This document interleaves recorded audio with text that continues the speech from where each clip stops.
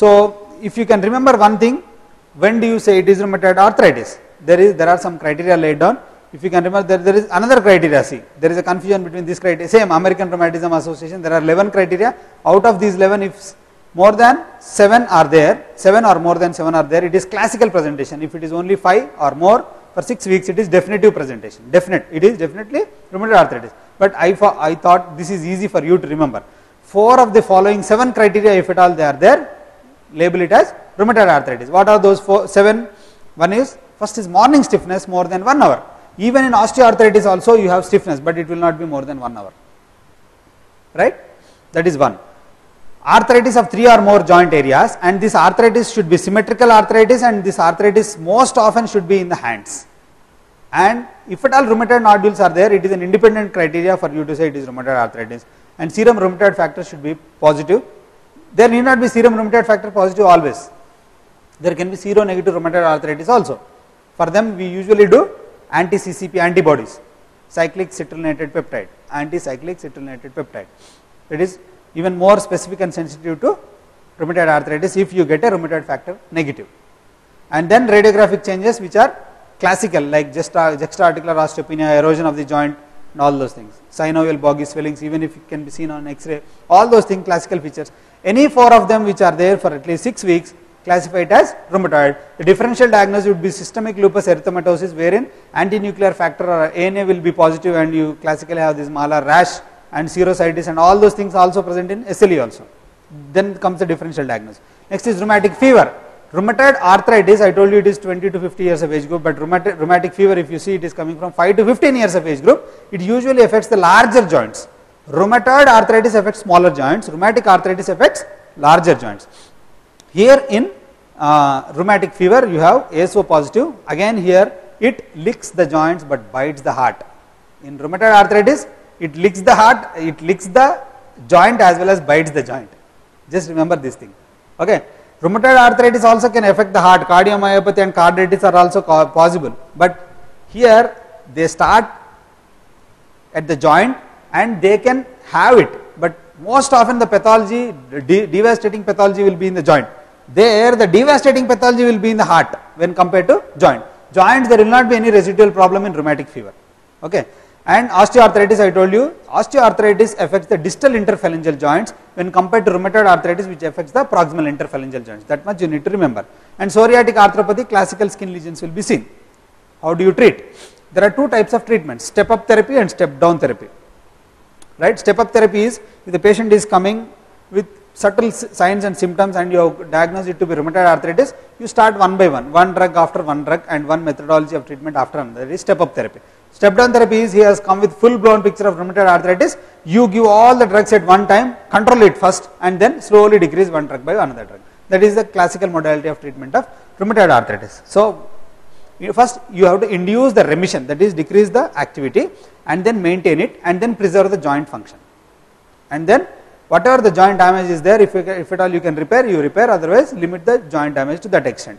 So first comes the medical modality of management. You give some drugs. What are those drugs? Non-steroidal anti-inflammatory drugs as first modality of treatment, then steroids, and then disease modifying anti-rheumatic drugs.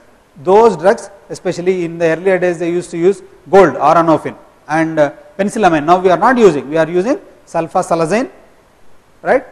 And what? Methotrexate, sulfasalazine and leflunomide. These are the most commonly used drugs nowadays. Disease modifying anti-rheumatic, and leflunomide has some immunosuppression suppressing activity also, and immunosuppressants are also used. Most commonly used are cyclosporin. Okay.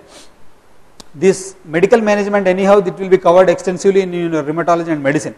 I am more bothered about my orthopedic part of it. That's why I am just skipping this medical management. When it comes to orthopedics part, you have to do 2 things. One is you have to splint those joints in functional position so that they don't go into a very bad, ugly and unusable positions, what as I have shown you. So splint the joints in a position which can be still useful even if there is a gross damage to the joint. That is one. One is splintage. And once you have a remission of the pathology, you slowly move the joint and you exercise the muscles so that you have range of motion coming back and you make the muscles which are acting on the joint stronger.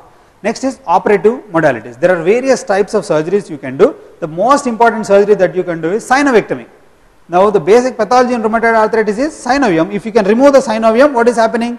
You are removing most of the pathology, hence patients end up in a nice remission for so long a time, which can still again be controlled with these drugs, right.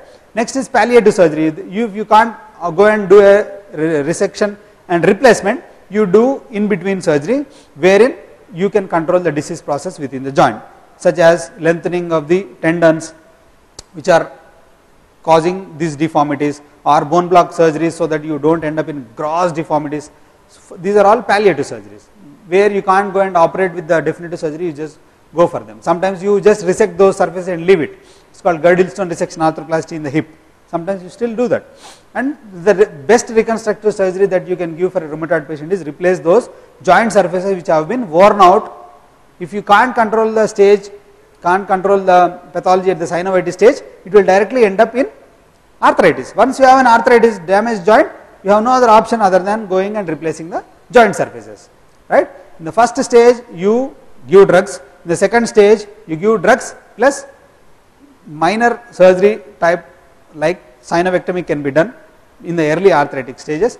At the end stage you have to end up in drugs plus replacement. Why drugs when you are doing replacement? Because it is a systemic pathology, some other joint is also at stake, right. So that is the plan of treatment.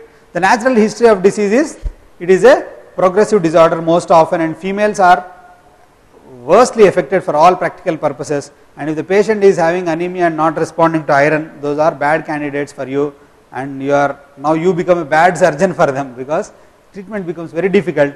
If the ESR and CERP and rheumatoid factor are high, that means it is more erosive, more destructive, and if you find radiological erosions within 2 years of affection, that means you are having a bad prognosis with it, right. We shall wait for some time.